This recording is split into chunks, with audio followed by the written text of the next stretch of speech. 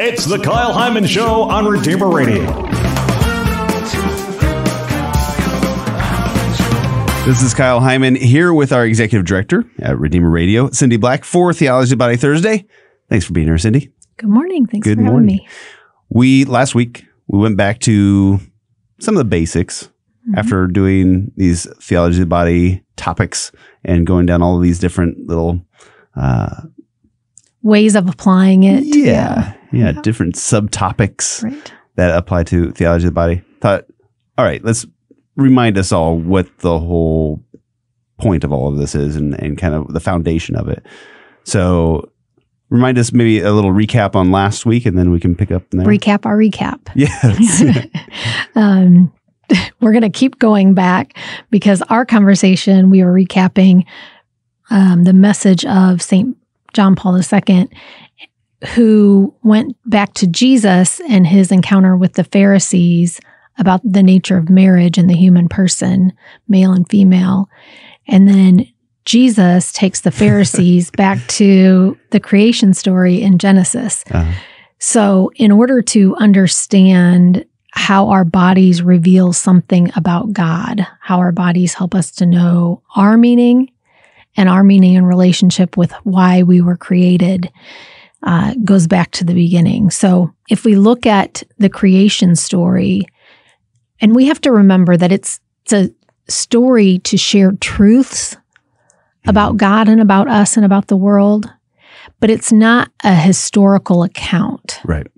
So when we talk about Adam being the first man, and then it's not like Adam was there and then, like Eve was an afterthought or came along later. We know that there was an original person who represents all of us. The words, if we look at the words of the creation story and God's judgment of what he was making exist, he creates, the earth and the sky, the planets, the seas, animals, and he says it was good.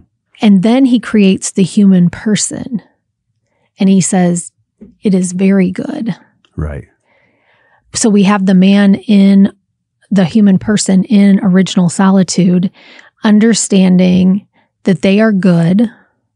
They're in a relationship with God. They know that they're made in his image, but they know that the first person knows that he's not God, that he's different from God.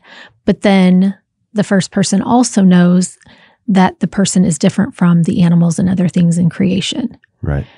So that's where we have the entrance of the shift from it is good, it is very good, to it is not good for the human person to be alone.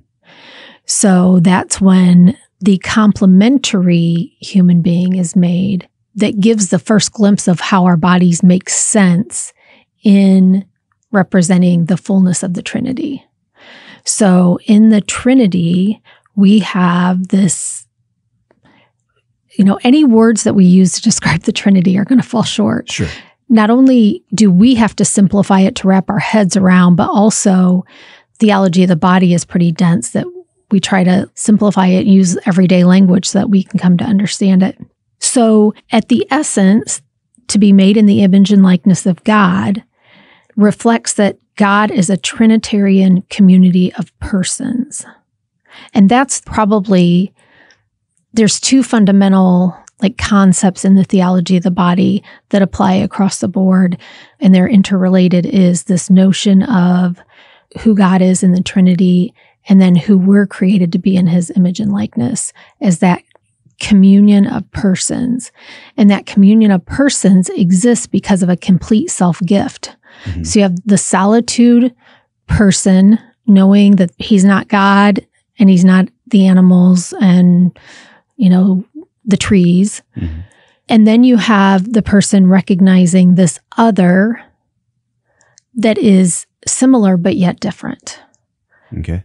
That similarity of this is also a human person who's not God and not an animal, but definitely different from me in certain regards. And that's where we get the complementarity between man and woman. So that's setting up the complementarity. And Does that get into, and we always talk about self-gift. Right. Is that come in yet, or does that enter later? So in order to be that Trinitarian communion of persons, the gift of self is required. Mm-hmm. So in order to be a communion of persons, the Father completely makes self-gift, because at God's essence, he is love. He identifies himself as love. So this love poured forth, like complete self-gift of the Father to the Son, and the Son receiving that love and reciprocating and making self-gift in return. In this exchange of love, that the exchange itself is the new person, the Holy Spirit that makes the Trinity. So in the human person, we see married love being probably the most connectable sign to that Trinitarian love. In between the man and the woman, the complete self-gift to the other, a receiving and complete self-gift in return, and that love bond can actually come forth in a new person, which is the child, which is the be fruitful and multiply. Okay. So this is all prior to the fall. Yes. Still. Yes. So we're still in a perfect world here. Right. Yep. So we have, the original human person, we have original solitude. Then we have kind of this double solitude that I just talked about. Like there's a male and female. They recognize that each other is not God and each other isn't an animal to subdue, that they're equal in their worth and in their kind of level of creation, in their way of being, but then they're uniquely different in being specifically male or female. Okay. Then St. JP2 talks about original unity. So that's the bodily expression. So if I said, show me love, you can't actually show like the word itself in a tangible way. Mm-hmm. It's shown through action. So you have this love, which is spiritual between the human persons, between man and woman, that exists. And then you have the bodily coming together as an expression of that love that makes visible the invisible. So the human person makes visible the invisible image of the Trinity. And then as man and woman come together in marriage and in the marital act, then they become a more full sign of that Trinity and the fruitfulness of God's love. Okay. So one thing about this whole going back to somebody going back of us talking about St. Pope John Paul, talking about Jesus, talking about Genesis, I almost feel like this is a reverse of the telephone game. Whereas with the telephone game, every generation gets more distorted and less of the truth. In this situation, in each generation, more truth is being revealed. Yeah, I see. So that. Yeah. Jesus is revealing truth about the Old Testament to the Pharisees. And then St. Pope John Paul II is revealing even more truth about what Jesus was teaching. And it's kind of more like hindsight being 20/20. Like the more we know, the more we can realize the impact that this all had. Right.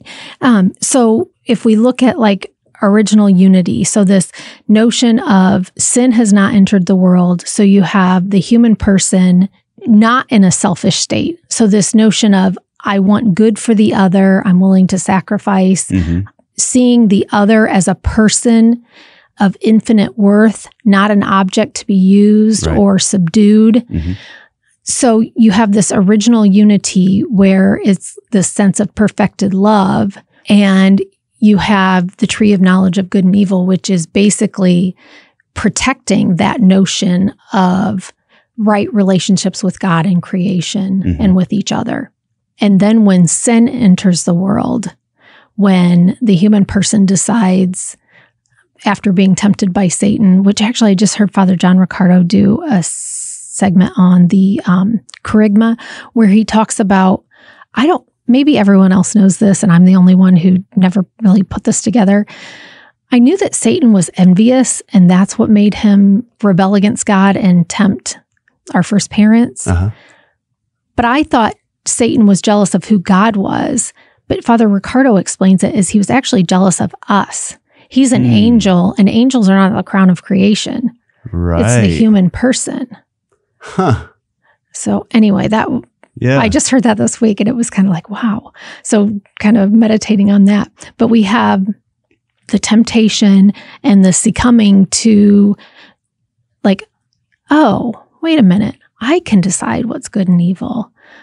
So that's the partaking of the fruit and trying to decide for ourselves which is good and evil, which thwarts the goodness that God created. Mm-hmm. And we can see that as sin enters the world, that our ability and capacity to be complete self-gift and to not be selfish or desire to use another person as an object, that's the consequence of that original sin. Is it takes this beautiful thing that God created and it twists it and distorts it and makes it ugly. And that's really where JP2 points out that Jesus came to make all things new, that in Jesus, he takes our fallen nature and he redeems it. So he gives us access to the grace that can help us not go back, but even to a greater place, because then ultimately, if we didn't have his death on the cross, I think it would be really hard for us to really fully understand that self-giving, pouring out love. Right. It's not something that God calls us to that he wasn't even willing to do himself. So. Right. The oh happy fault. Right. Which I've always kind of struggled with that. And maybe that's a topic for another day. But that idea that there's actually, God can make good come out of bad things, maybe is the best way to look at it. So our mistakes, our falling, God can make a good come from that. Not that he wants us to make mistakes, but. Yeah. So when we look at theology of the body, we have a great hope that even though we have this fallen nature and this inclination towards fear of not having all our desires met, or being concerned that if we don't take something that we won't have this fullness, that then Jesus comes to restore that and give us the hope that we can have that. Like our deepest satisfaction in the of our longings is in being self-gift. Right. All right. Well, thank you again, Cindy, for another Theology of the Body.